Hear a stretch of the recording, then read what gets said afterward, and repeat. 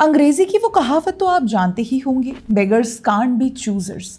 लेकिन यहाँ थोड़ा उल्टा है। हाथ में कटोरा भी है और शेख चिल्ली की तरह सपने भी देखने हैं। खाने को निवाला नहीं, लेकिन ताज का मेन्यू याद करके मन भरना है। आपको ये सब सुनकर लग रहा होगा कि मैंने पाकिस्तानियों की बात कर रही हूँ, लेकिन नहीं। आज बात है पाकिस्तान के छोटे भाई बांग्लादेश की। बकवास करवा लो, करप्शन करवा लो, लेकिन नोबेल पीस लॉरेट वाले इकोनॉमिस्ट से अपने देश की इकोनॉमी तो संभली नहीं। मोहम्मद यूनुस ने हाल ही में तुर्की से आए हुए डेलीगेशन को एक आर्ट वर्क गिफ्ट किया।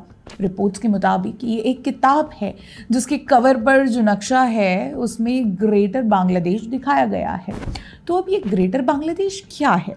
यूनुस के इस गिफ्ट में दर्शाया गया है कि नॉर्थ ईस्ट इंडिया, खासकर असम, बांग्लादेश का हिस्सा है, यानी ग्रेटर बांग्लादेश। सपने देखना अच्छी बात है। सपना ही है, वो भी शेख चिल्ली के बेटे के भाई के दादा का। माफ करना, गुस्से में इधर उधर निकल जाता हूँ। और ये सपना केवल तुर्की के साथ ही नहीं, बल्कि कंगालों ने कंगाल पाकिस्तान के साथ भी शेयर किया था, बस पिछले महीने। और सितंबर 2024 में हुए यूएन जनरल असेंबली में कनाडा के तब के प्रधानमंत्री जस्टिन ट्रूडो को भी।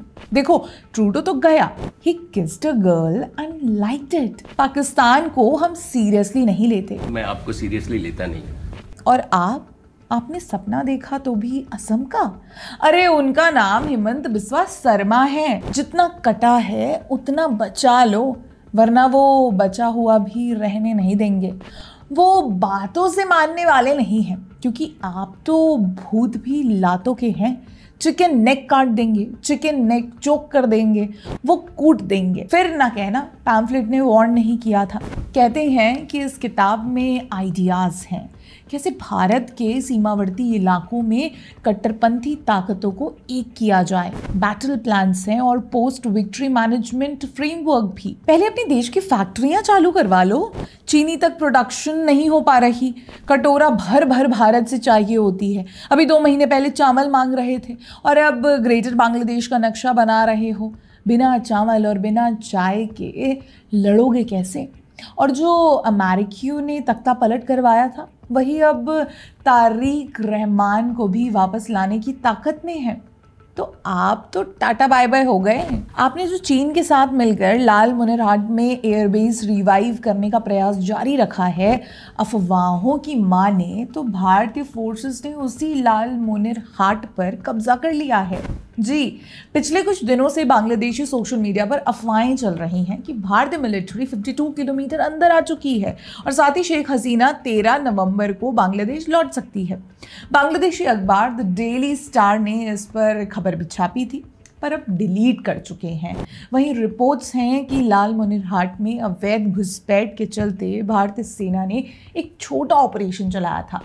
अब देखिए, लाल मुनरहाट पर कब्जे वाली बात बांग्लादेशी सोशल मीडिया पर घूम रही है। इस बात की पैम्फलेट पुष्टि नहीं करता कि ऐसा कुछ हुआ है, लेकिन एक बात है कि नोटम केवल देश के पश्चिमी बॉर्डर्स पर नहीं लगा है, पूर्वी बॉर्डर पर भी लगा है। अब इसमें कुछ हो गया हो तो क्या पता, लेकिन अननोन मैन की मदद से आर्मी क्या कर ले ये तो अननोन मैन ही जाने।